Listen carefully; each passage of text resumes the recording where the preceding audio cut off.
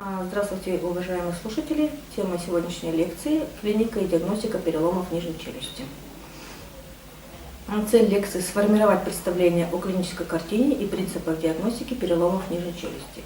План лекции – анатомия нижней челюсти, механизм перелома нижней челюсти, общая характеристика переломов нижней челюсти, классификация переломов нижней челюсти, клиника и диагностика переломов нижней челюсти. Нижняя челюсть непарная, подковообразная, единственная подвижная кость черепа. Она состоит из двух половин, которые срастаются в первом году жизни ребенка.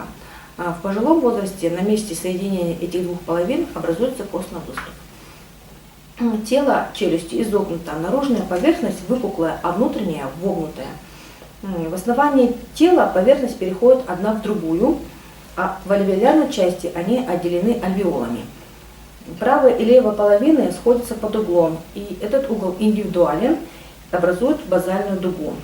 Форма базальной дуги – один из основных признаков, характеризующих форму нижней челюсти. Высота тела челюсти наибольшая в области резцов, наименьшая в области восьмых зубов. Толщина тела челюсти наибольшая в области маляров, наименьшая в области резцов. В середине наружной поверхности тела челюсти находится подбородочный выступ, который является характерной особенностью современного человека и обусловливает образование подбородка. Угол подбородка по отношению к горизонтальной плоскости у современного человека колеблется от 45 до 80 градусов.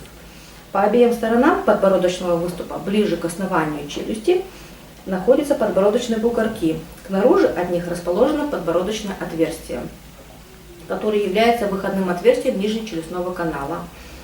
Через подбородочное отверстие выходят одноименные сосуды и нервы. Наиболее часто это отверстие расположено на уровне пятого зуба, реже на уровне четвертого зуба. Размеры подбородочного отверстия колеблются от 1,5 до 5 мм. Форма его овальная или круглая. Иногда она бывает двойным.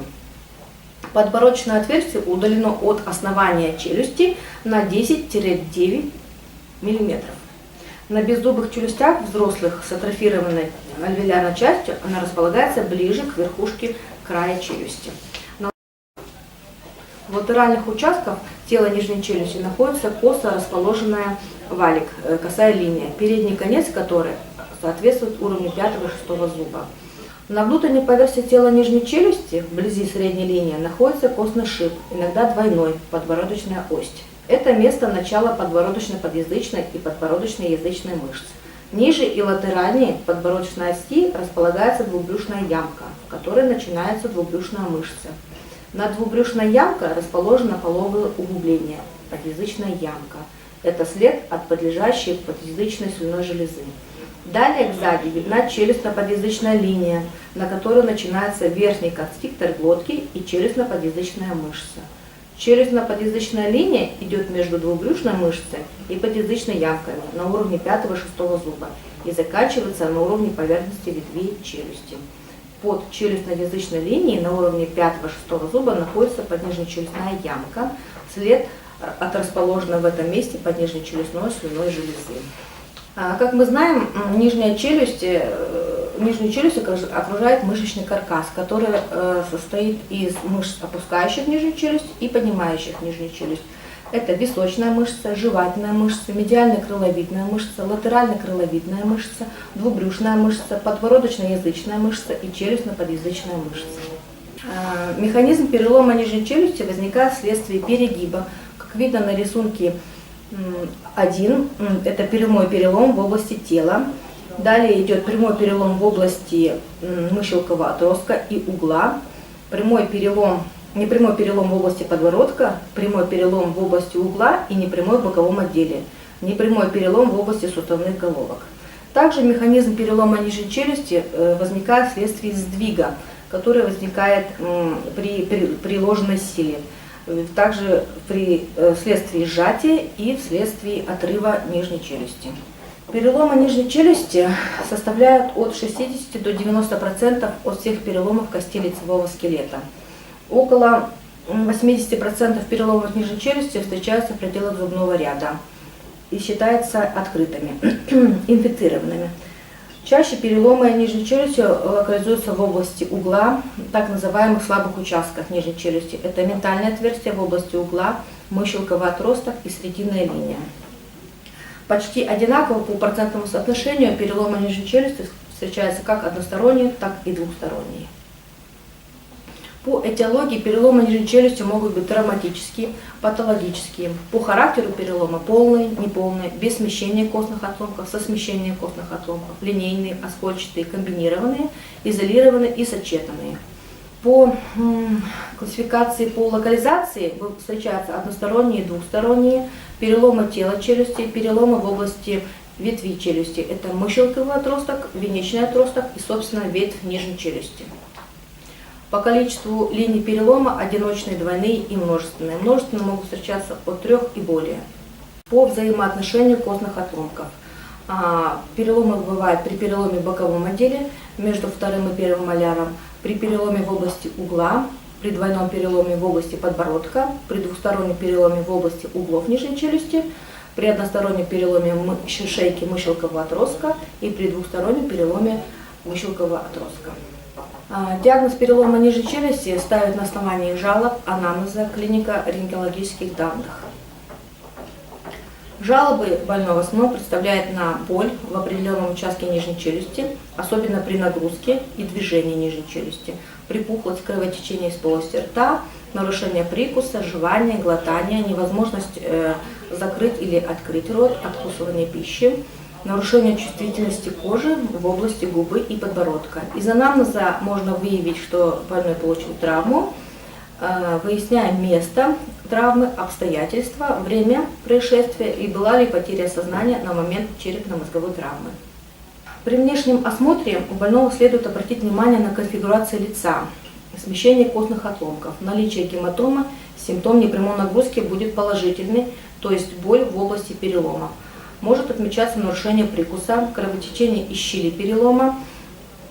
При пальпации определяется ступенька в зубном ряду, положительный симптом Винсана, онемение кожи подбородка при травме в нижнечелюстном канале. Также отмечается ограничение откования рта. После проведения осмотра приступают к пальпации мест повреждения. Пальпация носит последовательный характер, начиная с здоровой стороны, приступая к поврежденной стороне. Также при пальпации мы можем определить наличие отека, гематомы, консистенцию и границы их, и также наличие смещенных отломков. Но самым достоверным признаком перелома челюсти является подвижность костных отломков, которая диагностируется с пальпацией неповрежденной и заканчивая поврежденной стороной, передвигая кончики пальцев по заднему краю ветви и нижнему краю тела челюсти, или наоборот, выявляя неровности рельефа пальпируемых краев, а также выявляя наибольшую их болезненность. Вводя кончики пальцев в наружный слуховой проход, врач определяет амплитуду движения головки мыщелкового отростка в суставной впадине. Головку мыщелкового отростка можно пропальпировать и впереди козелка уха, как в состоянии покоя, так и в движении, выявляя смещение отломков, отсутствие ее подвижности при открывании рта. Нарушение непрерывности, то есть целостности костных отломков ткани нижней челюсти, можно определить при пальпации, используя симптом непрямой нагрузки. Это симптом отраженной боли. Давление пальцами на подбородок вызывает появление боли в месте перелома нижней челюсти, тела, угла, ветви или мыщелкового отростка. При осмотре полости рта возможно изменение прикуса, смещение средней линии нижней челюсти в сторону перелома. При переломе ограничена амплитуда движения, как вертикальных, так и боковых. При открывании рта подбородок может смещаться в сторону перелома. Также может наблюдаться неправильное смыкание зубов верхней и нижней челюсти, это нарушение прикуса. Осматривая полость рта, можно обнаружить разрыв слизистой оболочки, рана может кровоточить, может покрыта налетом фибрина, кровоизлияние в область переходной складки, иногда с обнажением кости. Пальпаторно можно определить костные края из-под слизистой и наличие патологической подвижности костных отломков нижней челюсти. При смещении отломков нижней челюсти иногда можно увидеть обнаженную шейку или корень зуба, который находится в щели перелома.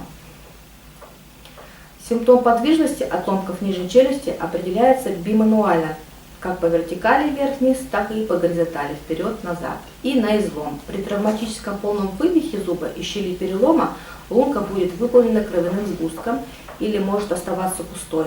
покрытой налетом фибрина. Также может наблюдаться перелом зуба, находящийся в щели перелома.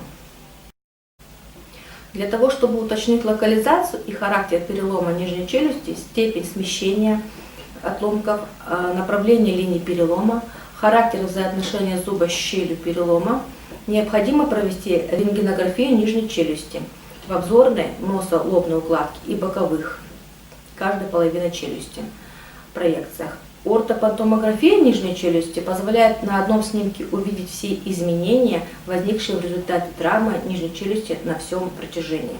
На рентгенограмме будут выявляться нарушения целостности костной ткани. Линия перелома проходит от края альвеолярного отростка до края нижней челюсти. В щели перелома может находиться зуб. При переломе тела нижней челюсти на рентгенограмме, сделанной в боковой проекции, щель перелома проходит несимметрично на наружной и внутренней компактных пластинках. То есть линия перелома, повреждения, нарушение целостности кости не совпадает. Этот симптом называется симптом раздвоения. Это создает ложное впечатление о наличии оскольчатого перелома тела нижней челюсти. Переломы нижней челюсти в разных ее отделах довольно легко обнаружить на рентгенограммах, которые осуществлены с соблюдением необходимой укладки и режима. Спасибо за внимание.